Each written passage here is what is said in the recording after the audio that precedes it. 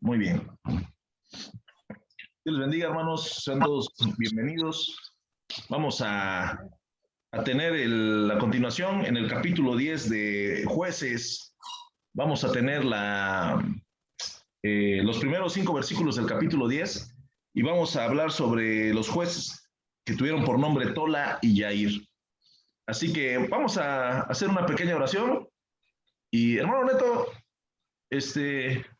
háganos el honor con la oración para poner en las manos de Dios este tema y que sea Dios el que nos guíe y el que traiga el entendimiento a cada uno de nosotros.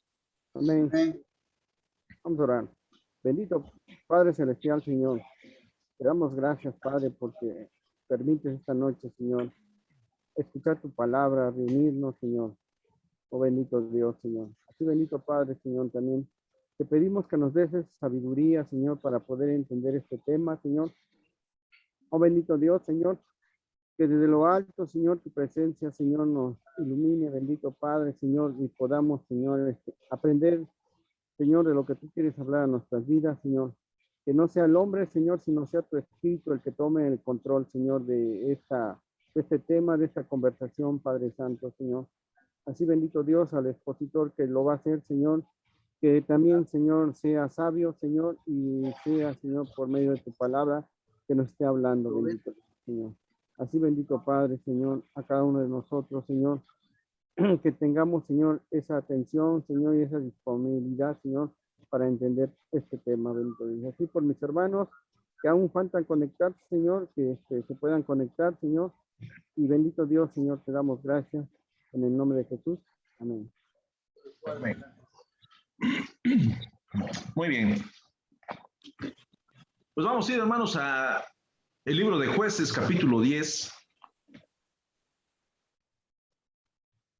Y vamos a leer los primeros 5 versículos. Hoy vamos a meditar un poco. Es un tema corto, no es un tema largo. Es un tema corto, pero por algo el Espíritu Santo permitió que se imprimiera en la Biblia también estos personajes. Dice así la palabra de Dios, Jueces capítulo 10, versículos 1 al 5. Después de Abimelech, se levantó para librar a Israel Tola, hijo de Fua, hijo de Dodo, varón de Isaacar, el cual habitaba en Samir, en el monte de Efraín, y juzgó a Israel 23 años y murió, y fue sepultado en Samir. Eso es todo lo que nos dice de Tola. Y después continúa. Tras él se levantó Yair Gaaladita, el cual juzgó a Israel 22 años. Este tuvo 30 hijos que cabalgaban sobre 30 asnos y tenían 30 ciudades que se llaman las ciudades de Yair hasta hoy, las cuales están en la tierra de Galat.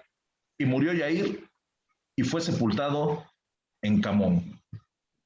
Bueno, en el orden de los jueces, como viene en el libro de los jueces, nos vamos encontrando personajes como Abimelech, que lo vimos hace unas semanas, personajes como Gedeón, como Débora y Barak, y son personajes que hemos sacado mucha tela de donde cortar, hemos sacado mucho tema, han durado 1 o 2 martes, o tal vez hasta un poco más, ¿no?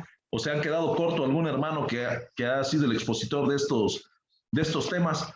Pero hoy nos topamos con estos 2 jueces que se llaman Tola y Yair, y la palabra nos da muy poco, muy poco, muy poca información. Y quiero serles sinceros, hermanos. En la mañana hablaba yo con el hermano Neto y le decía yo eso, ¿sabe qué, hermano? No encuentro nada. Y él ahorita comentó que también buscó y muy poco se encuentra. Y fíjense que busqué en el internet, busqué una predicación, digo, a ver si alguien habla de estos 2 jueces, y el predicador a su predicación le puso Tola y Yair, los jueces de Israel, pero nunca habló de ellos. Habló de Jefté. se los brincó. Entonces iba yo ya iban 40 minutos de predicación y yo estaba esperando, digo, ¿a qué horas empiezas a hablar de Tola y Yair? Y no habló de ellos, no habló de ellos, y muy pocas predicaciones los toman, los tocan ahí, nada más medio que raspan tantito, y porque verdaderamente pues no hay mucho de qué hablar. Pero comentando hace rato con Memo, analizando un poquito, algo llegó a nuestros corazones. Imagínense que a nosotros nos pongan de administradores de lo que sea, 23 años, y que años después nadie hable de ti. Eso sí está difícil, ¿no? Eso sí está mal. Acuérdense, hermanos, que el orden de los jueces es descendente. Cuando empezamos a estudiar los jueces, el primer juez fue Otoniel, y el orden es descendente por la maldad que todos los jueces hicieron. O sea, Otoniel fue el mejor, el peor fue Sansón. Así. El peor juez fue Sansón. Y cada uno, nosotros podemos ir viendo, como los hemos venido estudiando, podemos ir encontrando detalles que cada juez vino haciendo cosas peores que el anterior, o pasaba por alto cosas más santas que el anterior. Entonces, cuando nosotros estuvimos analizando y pensando un poquito, imagínate que este hombre estuvo hablando del primero, que es Tola, estuvo 23 años siendo juez sobre el pueblo de Israel, y que en la historia no se habló nada. Eso es algo muy feo, ¿no? Porque yo me estaba poniendo a pensar, imagínense, ¿no? Que, por ejemplo, yo fui, a Dios me dio la oportunidad de servir con el grupo de jóvenes hace años. Dani se acuerda, yo estuve 9 años con los jóvenes. Y imagínense que en un futuro alguien, o sea, nadie saque algo bueno de esos 9 años, pues entonces fui un fracaso como líder de jóvenes, ¿no? O sea, eso sería horrible. O que algún ministro, haya estado, un ejemplo, pastoreando una iglesia, y que cuando pasen los años, si alguien pregunte, no, pues hubo uno que se llamó Jonathan, pero ese pasó sin pena ni gloria y estuvo ahí 9 años o 15 años o 23 años, ¿no? Sin pena ni gloria ahí. Eso es algo que nos pusimos a meditar. Y acá, por ejemplo, nosotros lo podemos ver como ejemplo los gobernantes que tenemos. Y los que somos orizabeños, ¿no? Todos somos orizabeños. Por ejemplo, Isaías Rodríguez Vivas, hermano Toño, Neto, hermano Gaby, Isaías Rodríguez Vivas, hizo cosas buenas o hizo cosas malas por Orizaba. ¿Qué recuerdo hay en ustedes que son un poco más grandes? ¿Su administración fue buena? Regular. Regular. No, tan buena no fue. ¿Se acuerdan de Tomás Trueba Graciano? Sí. Yo me acuerdo que él fue de los primeros que empezó a remodelar el centro. No sé si se acuerdan ustedes. Sí, fue el que se vio el cambio. No, un poquito, o sea, fue un poquito del cambio, ¿no? Porque todo venía del PRI. Ajá. Todo venía del PRI. Cuando entra el prueba que pasa del PAN, comienza a cambiar un poquito lo de Orizaba. Así es. Ahora, ¿se acuerdan de Martín Cabrera Zabaleta? Ah, sí. ¿Qué recuerdo? Sí, pero esos son los malos.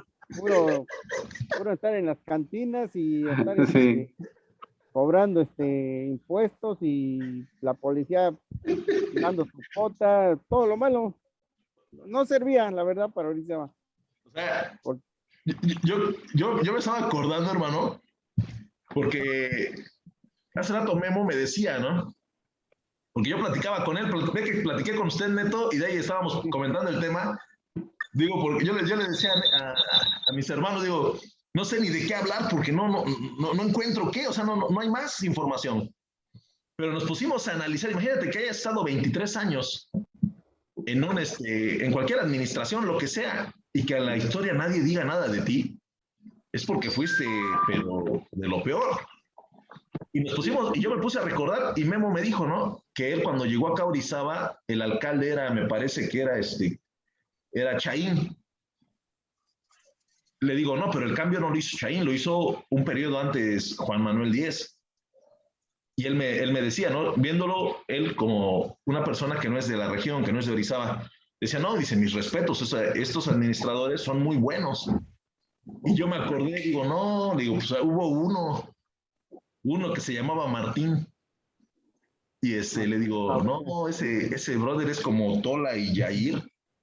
Creo que es más como Yair porque sus hijos tenían 30 pero casas. Y o sea, imagínense, ¿no? O sea, podemos tener, o sea, tenemos esos ejemplos.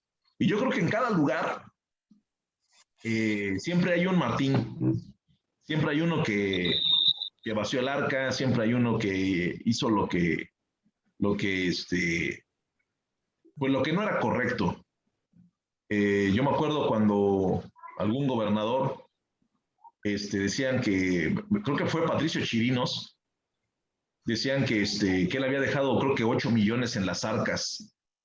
Cuando él salió, cuando él entregó, cuando fue la ceremonia de entrega-recepción, él había dejado 8 millones en las arcas.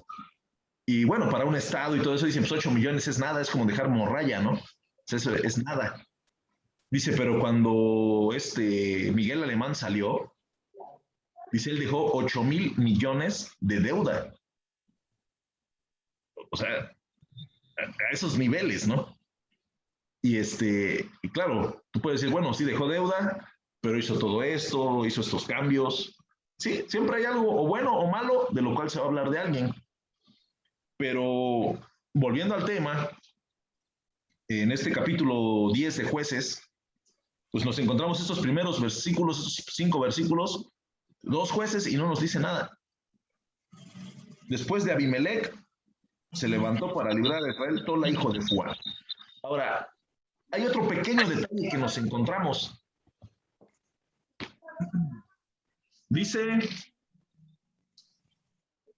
déjenme encontrar uno de los ejemplos. Por lo regular, hermanos, los que hemos estado estudiando un poquito jueces, cada vez que iba a entrar un juez nuevo, dicen la palabra, ¿no? Lo voy a parafrasear.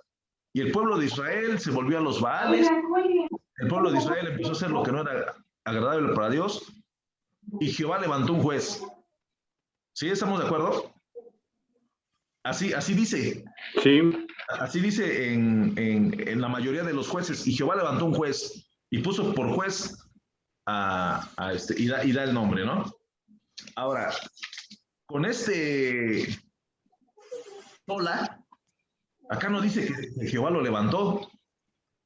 Dice, se levantó para librar a Israel, Tola, hijo de Fua. Entonces, haciendo un poquito dicen en el seminario de exégesis, haciendo un poquito de detención en este versículo, estamos viendo que de una u otra forma a los otros los respaldaba el Señor. ¿Por qué? Porque dice, Jehová levantó a este juez. Y acá dice que se levantó. O sea, no dice Jehová lo levantó. Se levantó para librar a Israel Tola, hijo de Fua, hijo de Dodo, varón de Isaacar, el cual habitaba en Samir, en el monte de Efraín. Y aquí podemos entrar en el tema, ¿no? Cuando una persona se pone o se autonombra, pues si no tiene el respaldo de Dios, tampoco va a haber mucha historia que escribir. Dice, y juzgó a Israel 23 años y murió, y fue sepultado en Samir. Y no hay más que se dice de Tola. Ahí se queda. No hay más palabras, no hay más historia.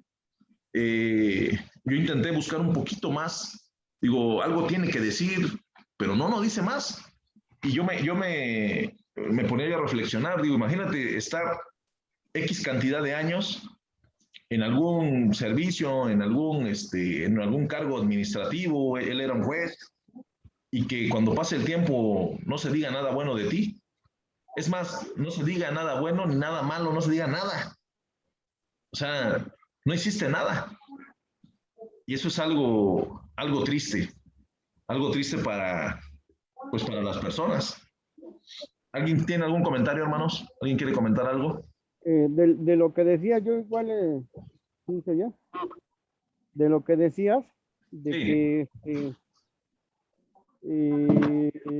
no se ve que haya hecho ni bueno ni malo, y ahorita que tú estás dando esta enseñanza de que él se puso, ¿no? Vamos a entenderlo así, no fue sí, respaldado por Dios, ¿no? Porque cuando Dios los ponía o Dios permitía, tenían un respaldo de él para que tenían, y ya dependía de él, porque de ellos era una responsabilidad para el pueblo de Israel, ¿no? Por el respaldo de Dios ellos sentían esa responsabilidad, ¿no? Que a veces la regaban o a veces hacían cosas buenas, cosas malas, pero como era respaldo de Dios, quedaban asentadas, ¿no? Tanto lo bueno como lo malo. Pero acá el punto que estás tocando de que él pudo ponerse es de que ya se venía perdiendo algo, ¿no? Más atrás de los jueces. Entonces yo creo que como nadie se levantaba o nadie, yo me imagino que este hombre tenía poder, influencia, no sé, y se pone él. Y entonces él toma el poder, pero a su conveniencia, ¿no? Ni para hacer, por ejemplo, él con que tenga poder y tenga con sus necesidades, no le interesa. Por eso viene decayendo el pueblo de Israel para cometer, porque el pueblo de Israel pues hacía lo que quería y pues esa persona, ese juez, pues no hacía nada. Le daba igual, ¿no? Si hacían una cosa buena o si hacían una cosa mala. Era que no interesaba porque no estaba respaldada por Dios.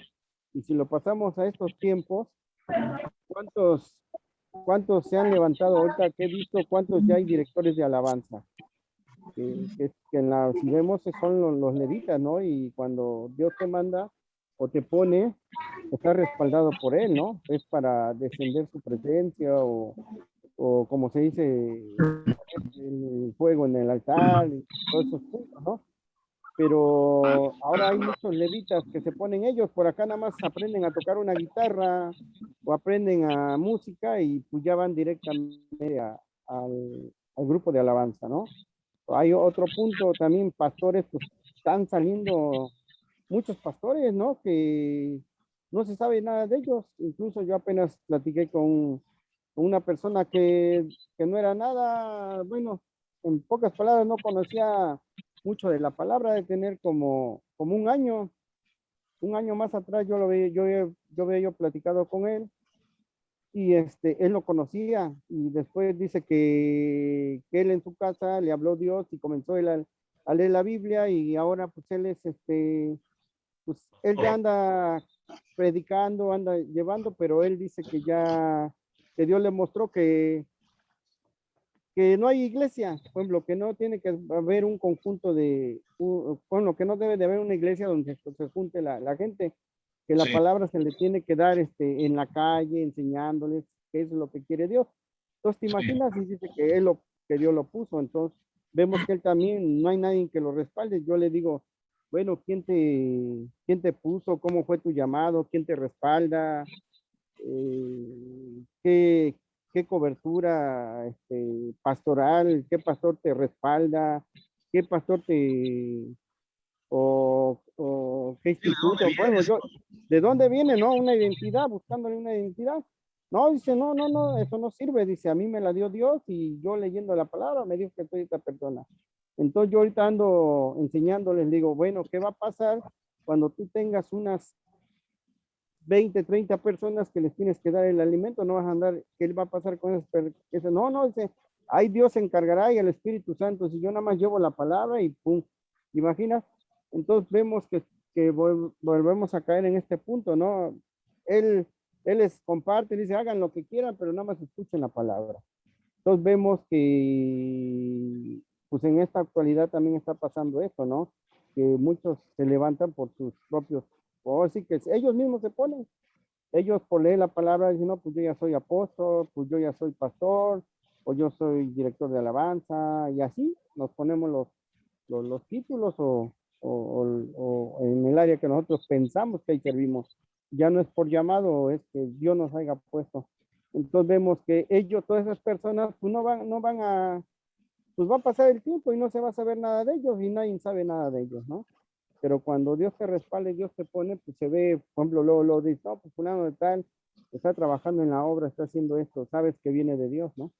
Entonces yo veo por ese lado, por eso yo igual, cuando comenzamos yo te dije, pues hay que imaginarse los 22 años, ¿qué hizo? Pues es nada más imaginatorio, pero yo me imaginaba, bueno, sí, yo igual buscaba y no le encontré en ningún lado, digo, bueno, me voy a imaginar qué hizo en esos 23 años. Pues hizo muchas cosas porque lo que buscaba era pues satisfacerse él, llenarse él, y así pasa en el otro que tiene 22 años, lo mismo, y pues ya cuando vemos ya el pueblo de Israel, pues ya se está hundiendo más, ¿no? Creo que ese es mi comentario, me fui muy largo. No, sí, sí, sí. Ahora sí que, y siempre cuando una persona se, pues, se pone, más que nada en una, en un puesto o en un cargo religioso, ¿no? Voy a llamarlo religioso, ¿no? Siempre hay un desenlace es malo o nunca prospera, o sea, nunca va a haber algo realmente respaldado por Dios. ¿Por qué? Porque si quieres hacerlo bien, pues entonces haz la iglesia ya, ¿no? Muchos de ellos, o muchas personas se basan en que cuando la iglesia primitiva empezó, empezaban en las casas. Pero yo escuchaba un comentario de un predicador y decía él, predicador, si tú no tienes a quién predicarle, entonces predícale a tu familia. Y es muy cierto porque hay veces que Dios pone la carga, y se los digo por experiencia personal, de compartir la palabra, y, pero primero voltea a tu casa, porque muchas veces hay personas que se atreven, que se avientan a poner una iglesia o abrir una célula, una casa de amor, ¿no? Como se les dice, una casa de paz, pero, pero tienen a toda la familia inconversa.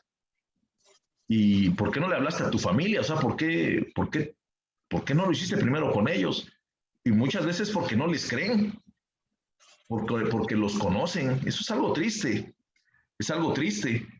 pero es cierto. Y hay veces que esas historias, tarde que temprano, terminan o se desvanecen o se mantienen, pero muy débiles y nunca hay un crecimiento real y verdadero. También hay historias de iglesias que han empezado en la sala de una casa, en el comedor de una casa, pero se hacen iglesias. Y de esos hermanos que empezaron a reunirse en esa casa, pues en algún momento ellos eran los ancianos de la iglesia, tal vez el hermano, el que inició la obra, el que predicaba, pues él toma la posición de pastor, respaldado por los hermanos, porque pues es el que más sabe, es el que tuvo la visión, pero realmente se vuelve una iglesia, ¿sí? O sea, van y hacen algo, ya no es en una casa, es en un edificio donde todos se congregan. Por ejemplo, el Shaddai así fue, hermanos. El Shaddai, ese así fue. Hace, ¿sí me ven? ¿Sí me escuchan? Sí, sí. Ok. Hace 30 y tantos años, creo que 38, 35, no sé si conocen la historia, el hermano David, creo que todavía ni se casaba, estaban colaborando en una iglesia de Mendoza que se llama Getsemaní. Creo que ya se habían casado los hermanos. Y en esta iglesia bueno, la familia, mi mamá, mi papá empezaron a congregarse, íbamos, a nosotros nos llevábamos, nos llevaban, éramos niños, y iba mucha gente de aquí de Orizaba, mucha gente iba de Orizaba a esa iglesia que se llama el Getsemaní, que entra uno por donde está una clínica del IMSS, en Mendoza, entra uno al fondo hasta llegar a la vía, y ahí está la iglesia. Y tomaron la decisión de, como íbamos muchos de Orizaba a Mendoza, tomaron la decisión de hacer una reunión entre semana en Orizaba. Y buscaron una casa que quedara céntrica, y resultó que la casa donde nosotros vivíamos estaba en el mero centro, en Poniente 8 con Norte 3, en la mera esquina. Y ahí empezó. El hermano David venía el pastor, se llamaba el pastor Salvador. Ellos venían a predicar y toda la gente se reunían ahí en la casa. Me acuerdo que mi mamá en la sala y ponían sillas y todo eso. Pues llegó el momento, hermanos, en que ya eran 50 personas. Ahí en esa sala, 50 personas. Y al hermano David, él tuvo la bendición, la oportunidad de que le regalaron el terreno donde hoy es el Shaddai. O sea, a él se lo regalaron, ese terreno para la obra de Dios. Y de la casa, esas 50 personas nos fuimos al terreno donde hoy conocemos como la iglesia del Shaddai, ahí en Norte 13, en Circunvalación. Así, esa es la historia, esa es la historia. O sea, esa fue una obra que nació en una casa, pero como dijo Neto, pero venía respaldada por una iglesia de otra ciudad, de Mendoza. O sea, traía una historia, no nació de la nada, nació de un proyecto evangelístico en el cual la idea era abrir una célula, y esa célula creció y se hizo una iglesia, lo que el día de hoy es el Shaddai. Esa es la historia del Shaddai a grandes rasgos. Y tanto fue respaldada por Dios que han pasado más de 30 años y ahí está. Y ahí seguimos, y muchos de los que éramos niños, ahora ministramos ahí. Muchas de las personas que fueron parte de ese primer proyecto en esa casa, ya no están. Me parece que yo creo, sin temor a equivocarme, que los únicos que se quedaron fuimos nosotros, sin temor a equivocarme. Y ya estando en el terreno del Shaddai, los primeros que llegaron fue la familia Rosas, el hermano Florentino con sus hijos y el hermano Ángel con sus hijos. Y bueno, pues podemos ver que siguen, de una u otra manera, siguen formando parte de la iglesia. Y esa es la historia. Pero bueno, hubo un respaldo de una organización, de una iglesia, para que se formara esta. Pero así como la persona que usted nos platica, hermano, de que nada más anda así, incluso así se forman las sectas. Cuando uno estudia un poquito sobre el origen de las sectas, así se forman las sectas. David Koresh, él, si usted investiga un poco, pues en algún punto él estaba bien, él era evangélico, en algún punto estaba bien, pero después se desvió, se perdió, hizo una secta, y lo que conocemos, ¿no? Que los mataron a todos y entró el FBI y se hizo un relajo. Él embarazó no sé a cuántas chamacas. No, o sea, fue un desastre, ¿no? Así empiezan las sectas, que nadie los respalda, ellos empiezan solitos y después termina en un caos. Vamos a, si nadie comenta, leo los otros dos versículos. ¿Quieres comentar algo, Dani? Sí, aquí Adelante. algo que me llama la atención es que la mayoría de los jueces anteriores y los que siguen, Dios los ponía y los levantaba cuando el pueblo de Israel estaba siendo oprimido. Aquí no menciona que el pueblo de Israel estuviera siendo oprimido por otro pueblo. Ahora, si lo analizamos, es como hoy en día, ¿no? Es fácil decir, soy cristiano, cuando estás en una banca, cuando no tienes responsabilidad de nada o simplemente no quieres predicar, ¿no? O cuando piensas que porque no hay pruebas en tu vida, pues quiere decir que estás bien con Dios, ¿no? Y alguien una vez dijo, cuidado cuando no tengas pruebas, porque quiere decir que algo anda mal en tu vida, porque como cristianos siempre vamos a tener pruebas, siempre vamos a tener luchas. Ahora, estos cuates pues se autonominaron jueces, ¿no? Porque pues ahora sí que Israel estaba en un periodo, por decirlo así, de paz, y si había problemas, probablemente eran problemas internos por la idolatría del pueblo de Israel y que ellos política o diplomáticamente se dedicaban a resolver, pero no como tal una guerra contra otro pueblo. Entonces prácticamente pueden decir que la tenían fácil. Y eso me lleva a pensar cuando meditamos en Hechos capítulo 4, cuando empieza la persecución de la iglesia, cuando dice que los sumos sacerdotes de los fariseos y todos aquellos, dice que tomaron a Pedro y a Juan, los encarcelaron y los azotaron. Es donde empieza la persecución por primera vez contra la iglesia. Y entonces dice que Gamaliel se levanta y dice que les dice al concilio, ¿no? Varones hermanos, dejarlos porque si esto es de Dios va a permanecer, y les empieza a hablar de la historia del pueblo de Israel, que había ya habido varios casos de sedición o varios casos en que se autolevantaban líderes provocando revueltas, pero como precisamente no tenían ese respaldo por parte de Dios, pues quedaban en la nada.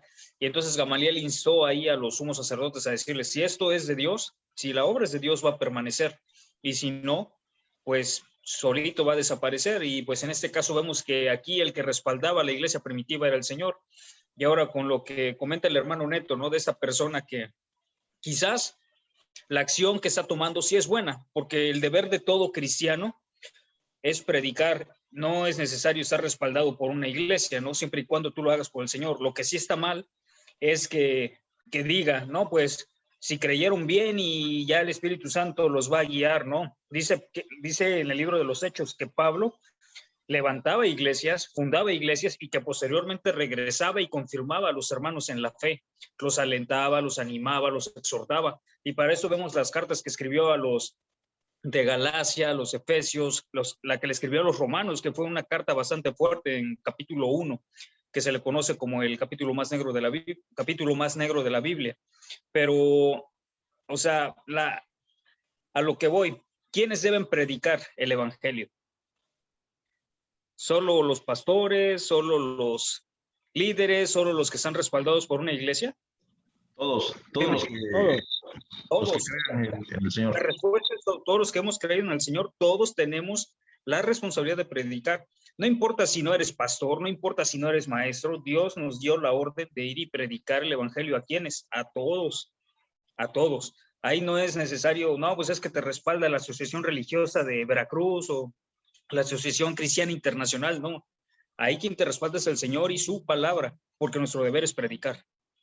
Ahora, como bien comentaba Jonah, ¿no?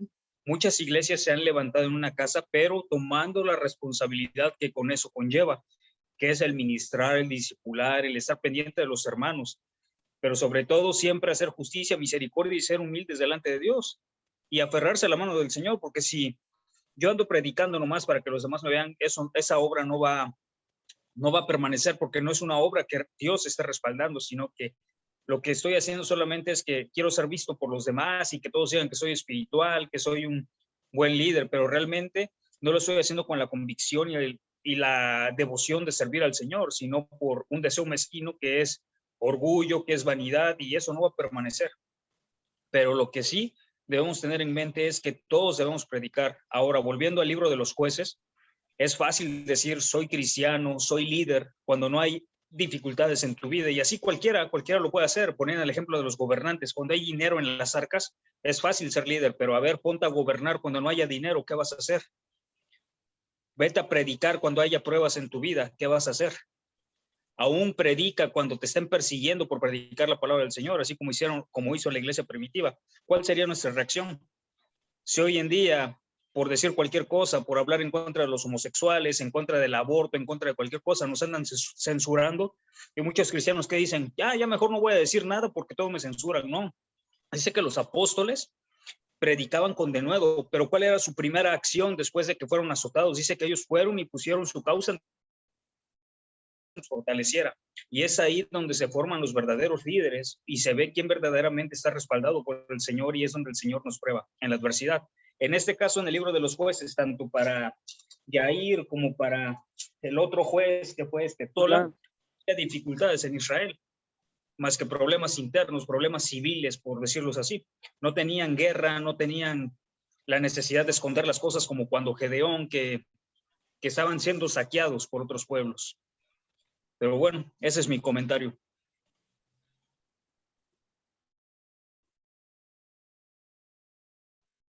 Muy bien.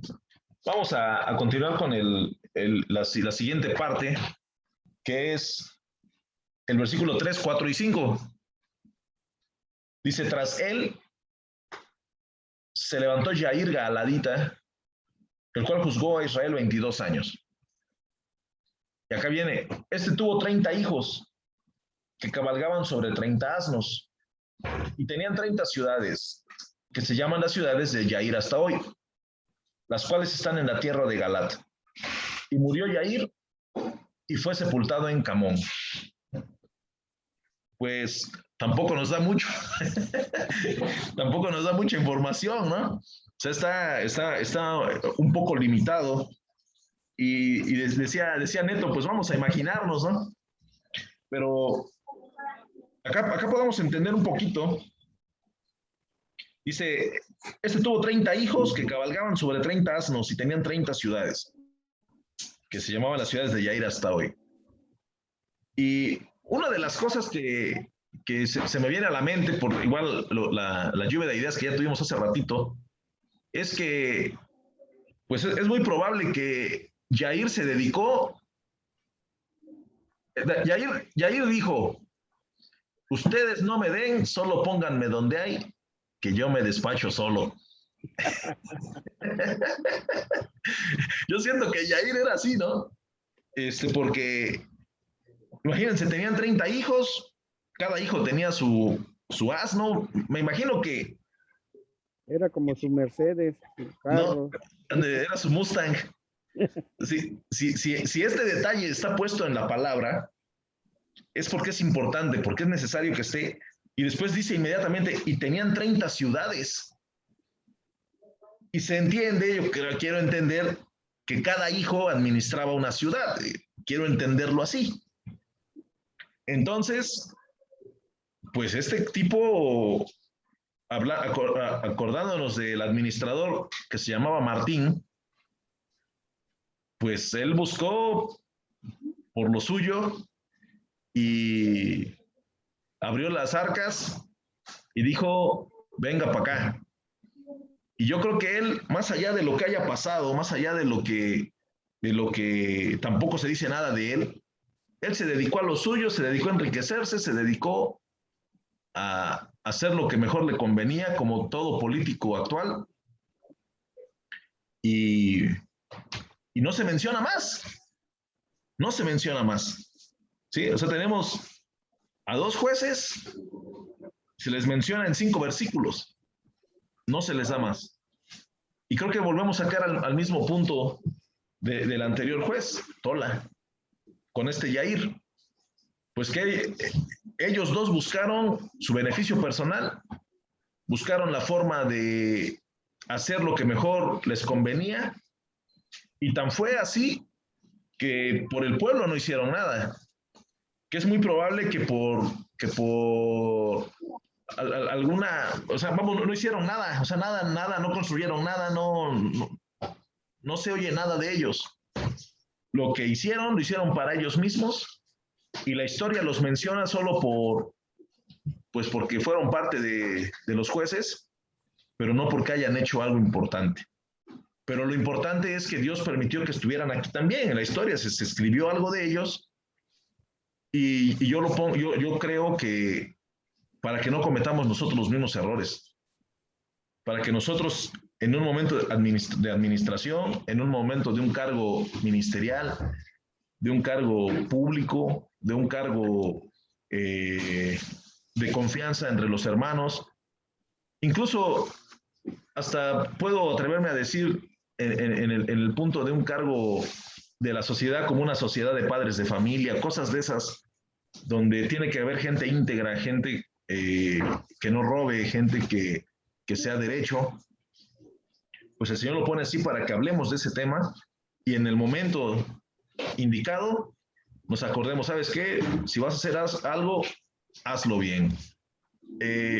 Hace muchos años, me acuerdo que mi mamá fue, creo que tesorera de un kinder donde fue mi hermana Rode.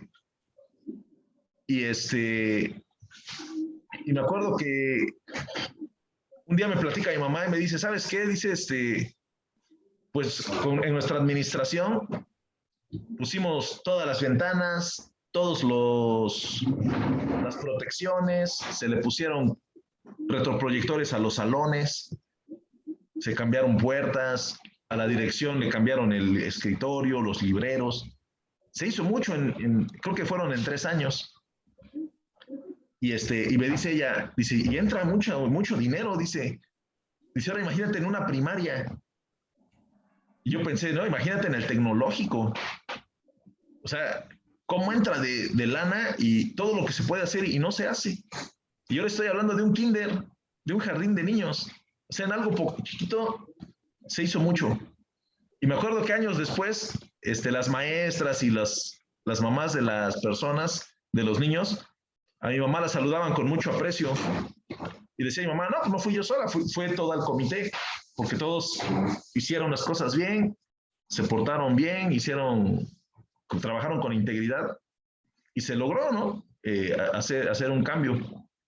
Y yo creo que una de las cosas que nosotros tenemos que marcarnos es si en algún momento nosotros tenemos la oportunidad de hacer algo, que seamos parte de ese cambio para bien, que cuando en un futuro se hable de nosotros, se nos recuerde por la integridad, por el buen testimonio, por ser un buen cristiano, por ser un buen líder, un buen padre, un buen hermano, y no como nos acordamos hoy de ese señor Martín, ¿no? Es algo que es lo que tendríamos que esforzarnos. Hermano Toño, ¿usted quiere hablar? Comente, mi hermano, enriquezca un poquito. Y hermano Gaby, después del hermano Toño, hermano Gaby, usted comente también. Claro que sí. Sí, hermano, pues mire, son pocos los versículos y pero la verdad la enseñanza es muy grande, ¿no? Yo en mi caso, al leerlo, estos 5 versículos y que aparentemente no te enfoca, no te dice, no te enseña absolutamente qué hayan hecho ellos como los otros jueces en batalla, en guerra, como decía el hermano Dani, pero creo que Dios sí lo permite, ¿eh? Bueno, a mi manera de ver las cosas, porque en Romanos 13:1, se los voy a leer. A ver, Romanos 13:1. Ya déjenme leer. Oye, me doy. Bueno. Léalo usted, hermano. Participe usted. A ver, lo leo yo. En Romanos 13:1, nada. Dice, sométase toda persona a las autoridades superiores, porque no hay autoridad sino de parte de Dios. Las que hay, por Dios, han sido establecidas. Como decía usted, hermano, ahorita, yo creo que Dios lo permitió para que aprendamos cómo se puede ser líder, se puede ser por tantos años tener el poder y no hacer nada, ¿no? O no sobresalir, ¿no? Muchas de las veces. Pero yo entiendo una pregunta muy breve, una pregunta que entendí a través de eso. ¿Qué está usted haciendo para Dios que sea digno de ser señalado cuando su vida termine? Creo que el Señor, el propósito que yo entiendo en estos 5 versículos en los cuales solamente nos habla de los 23 años de uno y 22 de otro, y los sobresalientes de que 30 hijos y 30 años donde andaban, ¿no? Solamente creo yo que el Señor nos hace la interrogativa, ¿no? Nos hace la pregunta, ¿qué estamos haciendo? ¿Qué está usted haciendo para Dios que sea digno de ser señalado cuando su vida termine? Y yo me preguntaba, ¿es verdad? ¿Qué estoy haciendo? ¿Qué es lo que estoy haciendo para que la gente no hable como el Toño del Mundial, como el Toño que mucha gente lo conoció y que hablaba cuando hacía lo malo? Tengo que aprender a caminar en lo que Dios quiere y tratar que hoy la gente vea la forma de lo que Jesucristo me enseña y lo que Jesucristo me está dando para hacer testimonio en la casa, en la calle, en el trabajo, que es lo que más trabajo nos cuesta, o en mi caso me cuesta, pero que tengo que sacrificar a mi carne para poder lograrlo, para poder hacerlo, ¿no? Entonces yo me veo reflejado en estos que tuvieron el poder durante 23 y 22 y que aparentemente no fue permitido, pero yo pienso que fue permitido por Dios precisamente para que nos demos cuenta en la actualidad cómo en poco tiempo usted puede ser un gran siervo de Dios, cómo en poco tiempo hoy usted puede tener toda la preparación y sobresalir y hacer las cosas positivas para nuestro Señor Jesucristo y caminar en obediencia para no tener consecuencias desagradables. Entonces, yo entiendo que el Señor lo que quiere enseñarme en esta enseñanza es de que yo tengo que hacer algo digno para el Señor Jesús. Tengo que hacer algo digno para salir adelante y tengo que ser luz en donde quiera que yo me pare. ¿Cómo? A través de la preparación y a través de la enseñanza. A través de buscar cada día más del Señor y a través de la constancia en todo lo que a Dios se refiere. Ese es mi comentario, hermano.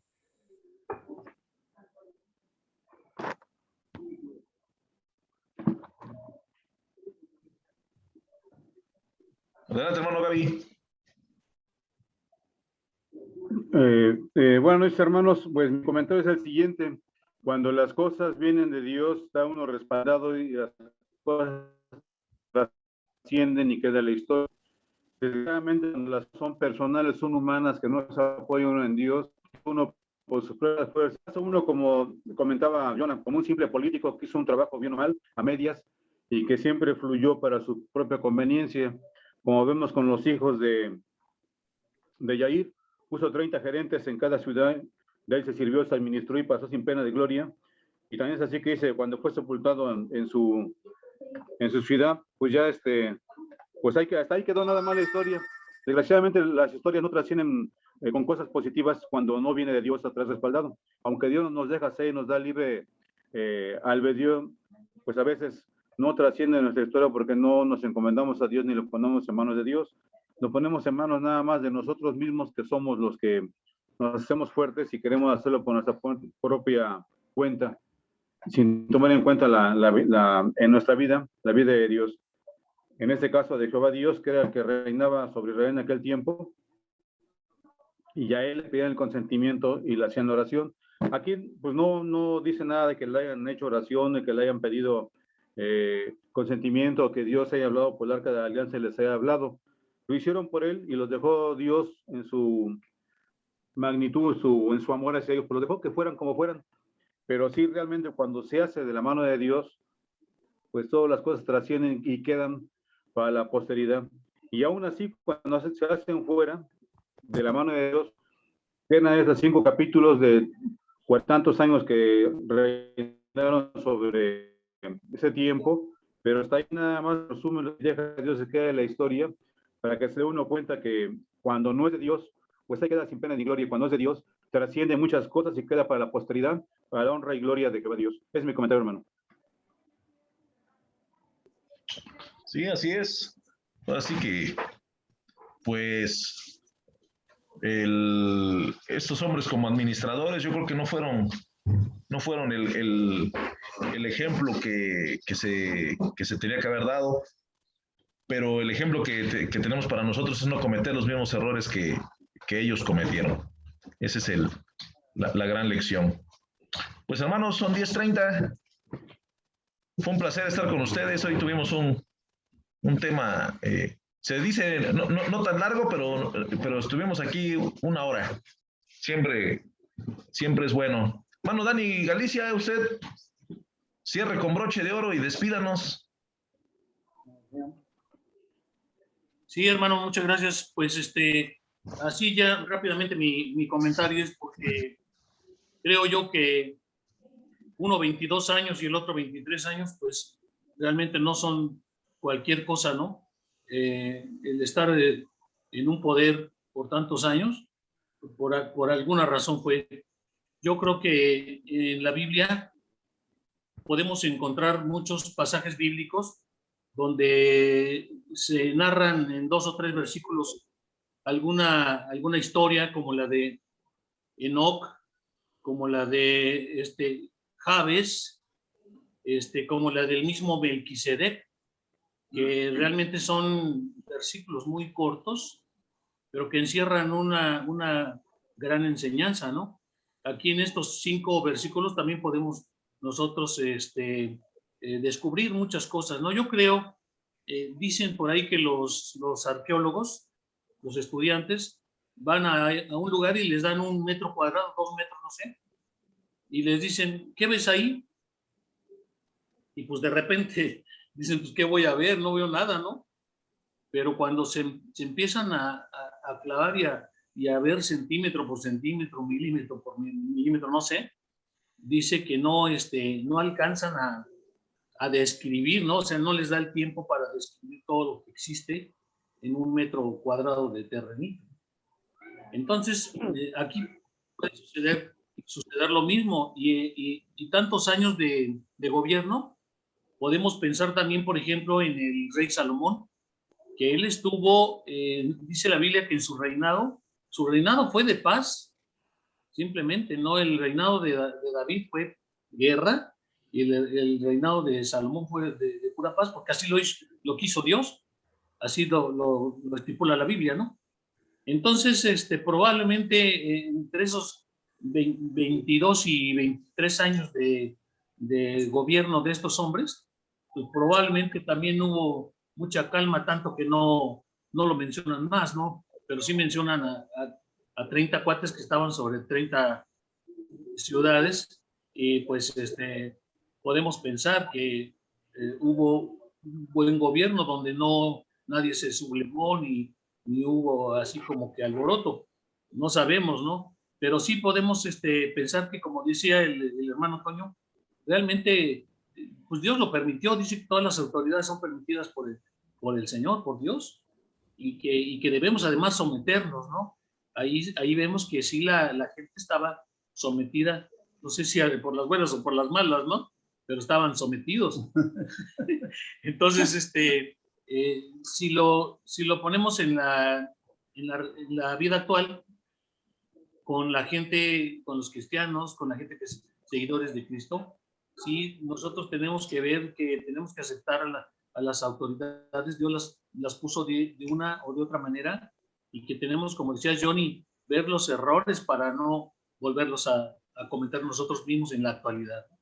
Entonces, ese es mi comentario, Johnny, y pues, si no hay otra cosa que decir, podemos cerrar los ojos y hacer una oración. ¿Cómo ven?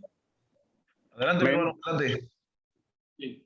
Dios Todopoderoso, Dios bueno, Dios misericordioso, te damos las gracias, Padre, por esta oportunidad que nos diste, Señor, de estar reunidos en línea, Señor, todos los varones, Padre, y podemos ver estas cosas que tú nos muestras en la Biblia, Señor, porque tú quieres que los veamos, que lo aprendamos, Padre, y que también, Señor, lo compartamos con mucha gente de nuestra confianza, de nuestra familia, de nuestros amigos, Padre.